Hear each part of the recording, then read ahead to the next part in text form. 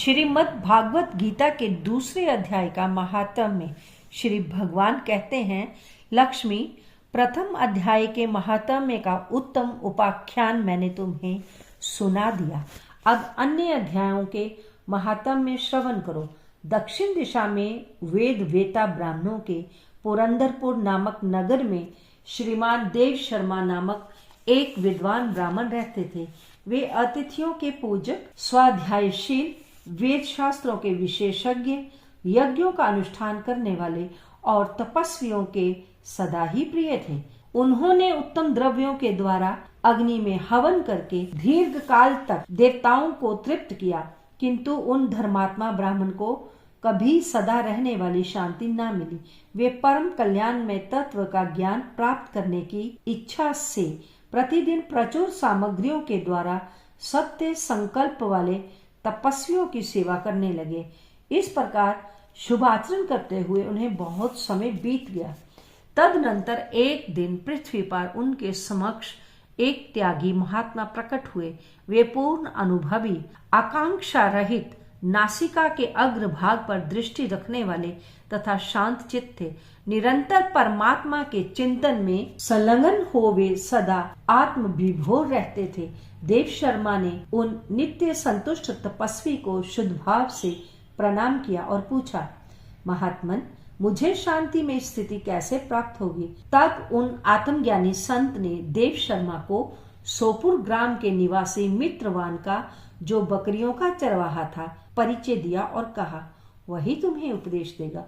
ये सुनकर देव शर्मा ने महात्मा के चरणों का वंदना की और समृद्धिशाली सोपुर ग्राम में पहुंचकर उनके उत्तर भाग में एक विशाल वन देखा। उसी वन में नदी के किनारे एक शिला पर मित्रवान बैठा था। उसके नेत्र आनंदातिरेक से निश्चल हो रहे थे। वह अल्पक दृष्टि से देख रहा था।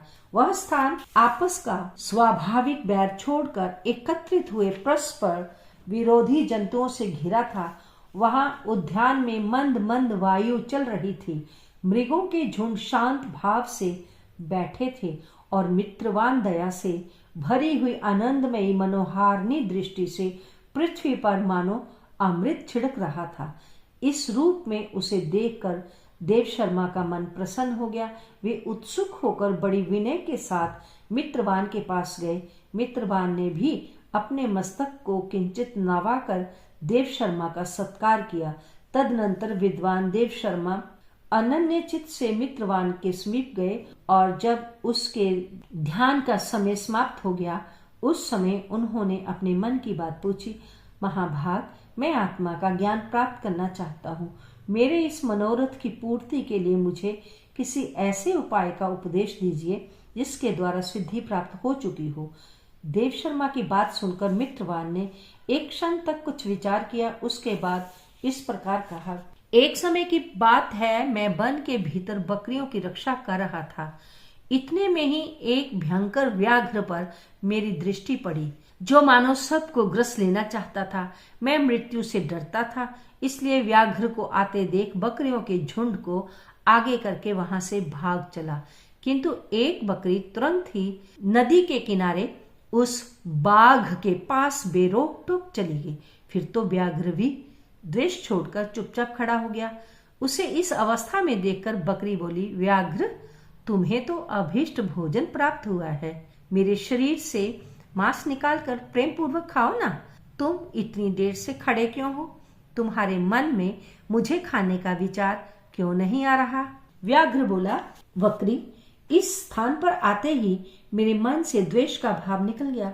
भूख प्यास भी मिट गई, इसलिए पास आने पर भी अब मैं तुझे खाना नहीं चाहता। व्याघ्र के यूं कहने पर बकरी बोली, न जाने मैं कैसे निर्भय हो गई हूँ। इसमें क्या कारण हो सकता है? यदि तुम जानते हो तो बताओ। ये सुनकर व्याघ्र ने कहा, मैं भी नहीं जानता। चलो सामने खड़े हुए इन महापुरुष से ही पूछे। ऐसा निश्चय करके वे दोनों वहां से चल दिए। उन दोनों के स्वभाव में जो विचित्र परिवर्तन देखकर मैं बहुत विस्मय में पड़ा था। इतने में ही उन्होंने मुझसे ही आकर प्रश्न किया। वहां पर वृक्ष की शाखा पर एक बानरराज था।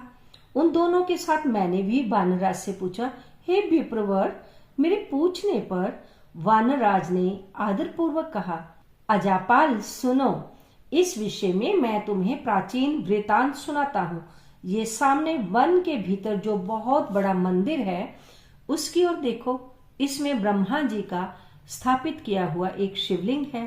पूर्व काल में यहाँ सुकर्मा नामक एक बुद्धिमान महात्मा रहते थे जो तपस्या में संलग्न होकर इस मंदिर में उपासना करते थे। वे वन में से फूलों का संग्रह कर लाते और नदी के जल से पूजनीय भगवान शंकर को स्नान कराकर उन्हीं से उनकी पूजा किया करते थे। इस प्रकार आराधना का कार्य करते हुए सुकर्मा यहाँ निवास करते थे। बहुत समय के बाद उनके समीप किसी अतिथि का आगमन हुआ। सुकर्मा ने भोजन के लिए फल लाकर अतिथि को अर्पण किया और कहा, विद्वान, मैं केवल तत्व ज्ञान की इच्छा से भगवान शंकर की आराधना करता हूँ। आज इस आराधना का फल परिपक्व होकर मुझे मिल गया, क्योंकि इस समय आप जैसे महापुरुष ने मुझ पर अनुग्रह किया है। सुकर्मा के मधुर वचन सुनकर तपस्या के धनी महात्मा अतिथि को बड़ी प्रसन्नता हुई। उन्होंने एक शिलाखंड पर गीता का दूसरा अध्याय लिख दिया और ब्राह्मण को उसके पाठ एवं अभ्यास के लिए आज्ञा देते हुए कहा, ब्राह्मण, इससे तुम्हारा आत्मज्ञान संबंधी मनोरथ अपने आप सफल हो जाएगा। यो कहकर वे बुद्धिमान तपस्वी सुकर्मा के सामने ही उनके देखते देखते अंतर्ध्यान हो गए। सुकर्मा विस्मित होकर उनके आदेश के अनुसार निरंतर गीता के द्वितीय अध्याय का अभ्यास करने लगा। तदनंतर धीर काल के पश्चात अंतःकरण शुद्ध होकर उन्हें आत्मज्ञान की प्राप्ति हुई। फिर वे जहां जहां गए वहां वहां का तपोवन शांत हो गया। उनमें शीत, उष्ण और राग, द्वेष इत्यादि बाधाएं दूर हो गई। इतना ही नहीं, उन स्थानों में भूख प्यास का कष्ट भी जाता रहा तथा भय का स्वथा अभाव हो गया।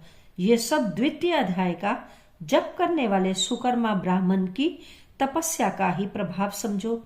मित्रवान कहता है, वानर राज के यूं कहने पर मैं प्रसन्नता पूर्वक बकरी और बाघ के साथ उस मंदिर की ओर गया। वहां जाकर शिलाखंड पर लिखे हुए गीता के द्वितीय अध्याय को मैंने देखा और पढ़ा। उसी की आवृत्ति करने से मैंने तपस्या का पार पा लिया है। अतः भद्रपुरुष, तुम भी सदा द्वितीय अध्याय की ही आवृत्ति किया करो। ऐसा करने पर मुक्ति तुमसे दूर नहीं होगी।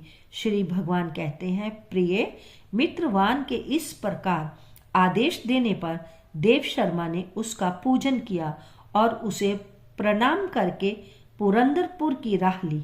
वहां किसी देवालय में पूर्वोक्त आत्मज्ञानी महात्मा को पाकर उन्होंने यह सारा वृतांत निवेदन किया और सबसे पहले उन्हीं से द्वितीय अध्याय को पढ़ा। उनके उपदेश पाकर शुद्ध अंतःकरण वाले देव शर्मा प्रतिदिन बड़ी श्रद्धा के साथ द्वितीय अध्याय का पाठ करने लगे। तब से उन्होंने अनवद्य प्रशंसा के योग्य परम पद को प्राप्त कर लिया। लक्ष्मी, ये द्वितीय अध्याय का उपाख्यान कहा गया।